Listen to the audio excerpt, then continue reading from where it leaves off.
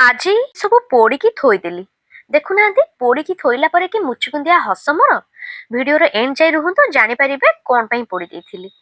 ଆଜି ସକାଳୁ ଉଠିକି ଠାକୁରଙ୍କୁ ଓଳି ଖେଳି ମୁଁ କିଚେନ ରୁମକୁ ପଳେଇ ଆସିଥିଲି। ଦେଖେ ତ ବାବୁ ଟିକେ ଗରମ ଗରମ ବରା ସାଙ୍ଗକୁ ଚପ୍ ଆଣିକି ଥୋଇ ଦେଇଥିଲେ। ଖାଇବା ଦେଖି ମୁଁ କଣ ଆଉ ନିଜକୁ ସମ୍ଭାଳିକି ରହିପାରୁଛି। ଫାଷ୍ଟ ଗୋଟେ ଦିଟା ଗାଉଁ ଗାଉଁ କରି ପାଟିରେ ପକେଇ ଦେଇ ତାପରେ ସମସ୍ତଙ୍କ ପାଇଁ ବାଢିକି ଧରେଇ ଦେଇଥିଲି। ସମସ୍ତେ ବ୍ରେକଫାଷ୍ଟ କଲା ବେଳେ ମୁଁ ମୋର ନିଜସ୍ୱ ବ୍ରେକଫାଷ୍ଟ ବାଢି ଆଣିଥିଲି। ଅବଶ୍ୟ ଏସବୁ ଜିନିଷ ମୁଁ ଖାଇବା କଥା ନୁହଁ, କିନ୍ତୁ କଣ କହିବି ସାଙ୍ଗମାନେ, ଆଜିକାଲି ଖାଇବା ଦେଖିଲେ ଭାରି ଲୋଭ ହଉଛି। ଲୋଭକୁ କୋଉ ସମ୍ଭାଳି ପାରୁଛି। ତାପରେ ନିଜ ପାଇଁ କିଛି କଷ୍ଟର୍ଡ ଆଉ କ୍ଷୀର ଆଉ ବରା ତରକାରୀ ସବୁ ବାଢି ନେଇ ଯାଇଥିଲି। ନିଜେ ବି ବ୍ରେକଫାଷ୍ଟ କରିଦେଇଥିଲି। ଖାଇସାରିବା ପରେ କିଚେନ ରୁମକୁ ଆସି ଯାଇଥିଲି।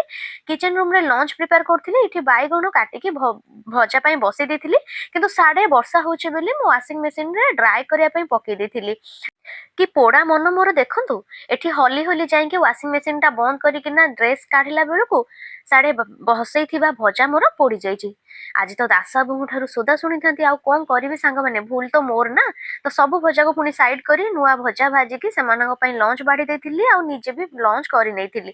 ଆଜିକାଲି ତ ମୋ ଦ୍ଵାରା ବହୁତ ସାରା କାଣ୍ଡ ହେଇଯାଉଛି। ଖାଲି ଏବେ ନୁହଁ, କିଛି ନା କିଛି ଭୁଲ ମୋ ଦ୍ଵାରା ହେଇଥାଏ। ଛାଡ, ଆଉ କଣ କହିବି। ଆଉ ହଁ ସାଙ୍ଗମାନେ, ଆପଣମାନେ ଯଦି ଭିଡିଓରେ ନୂଆ ଅଛନ୍ତି ଚ୍ୟାନେଲଟିକୁ ସବସ୍କ୍ରାଇବ କରିଦେବେ, ଭିଡିଓଟିକୁ ଲାଇକ୍ କରିଦେବେ। ରହିଲି, ଜୟ ଜଗନ୍ନାଥ।